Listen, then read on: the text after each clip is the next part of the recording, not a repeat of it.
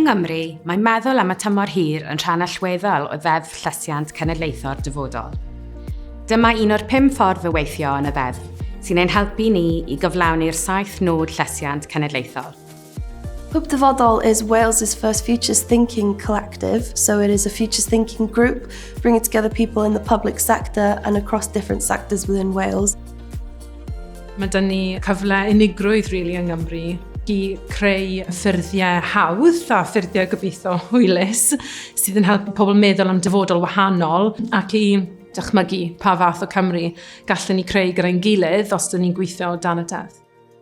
Our members work for Welsh Government, the Future Generations Commissioner for Wales, Natural Resources Wales, Public Health Wales, and more.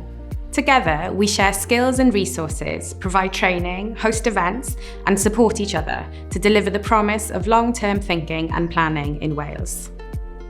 Ran effaith Hwb Dyfodol, dwi'n gobeithio bydd yn helpu bobl i gwybod bod meddwl am y dyfodol ddim yn rhywbeth really wacky a mas fyna, ond mae fe'n rhywbeth ni gyd gallu wneud a sydd yn gallu helpu ni heddiw i wneud penderfyniadau, dewisiadau wahanol sydd yn mynd i fod yn well am bobl y fori. Ymunwch â ni i helpu sicrhau dyfodol gwell i Gymru.